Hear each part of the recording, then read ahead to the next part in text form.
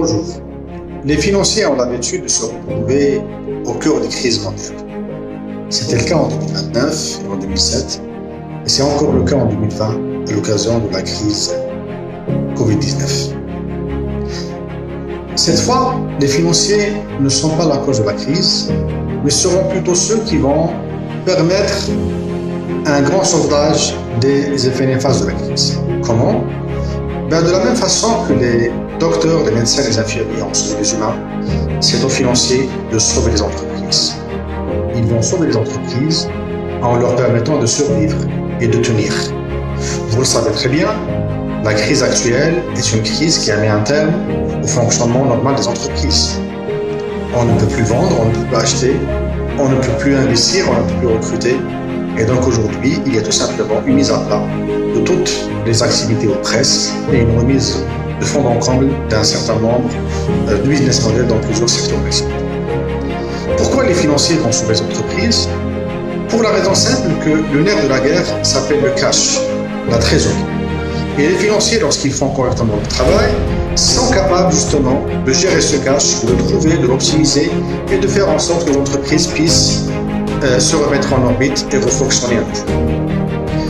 Pourquoi les financiers seront justement les stars de la période post-Covid ? Parce que ce ne sont pas les DRH qui vont l'être. Aux DRH, on a demandé de licencier, de couper dans les effectifs. Aux marketeurs et aux praticiens de la com, on a demandé de couper dans les budgets. Mais par contre, la mise en avant se fait aujourd'hui au profit des financiers. On leur demande d'innover, on leur demande d'accompagner les directions générales, on leur demande de réfléchir de façon très pointue, très, exhaustive, sur tous les moyens, toutes les stratégies qui puissent exister pour justement permettre aux entreprises de continuer à exister et de s'en sortir, de sortir quelque part toujours en vie de cette crise sans précédent. Un financier aujourd'hui, un financier d'entreprise, je le précise, a devant lui une très grande opportunité pour exprimer son talent de décideur, son talent de stratège, son talent d'accompagnateur de la direction générale, à qui il va inspirer des réflexions en termes stratégiques, en termes de refonte de business model, en termes d'optimisation de cash, en termes de gestion des priorités. Vous voyez très bien, le nombre de compétences que possède un financier est très demandé à l'heure actuelle. Et c'est la raison pour laquelle tout financier doit voir quelque part dans le contexte actuel une très bonne opportunité de carrière et d'évolution. Il pourra exprimer bien évidemment son talent de dirigeant, son talent de bras droit et bien évidemment pouvoir aspirer quelque part à une évolution sans précédent dans sa carrière. Maintenant, il y a des conditions pour pouvoir bénéficier de cette opportunité et pour pouvoir justement saisir ces chances. Cette condition suppose que moi, en tant que financier, je sois prédisposé.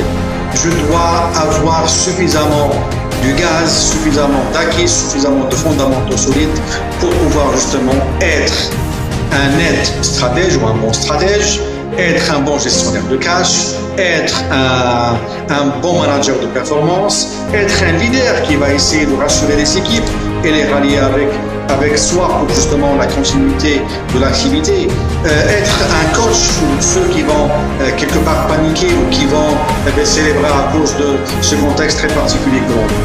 Donc vous le voyez très bien, les compétences demandées aux financiers, aux DAF de manière générale et aux DG en charge des finances sont énormes et le contexte actuel leur propose ou la suppose qu'il soit pour eux une très grande opportunité de carrière. Un bon entendeur, salut. Merci.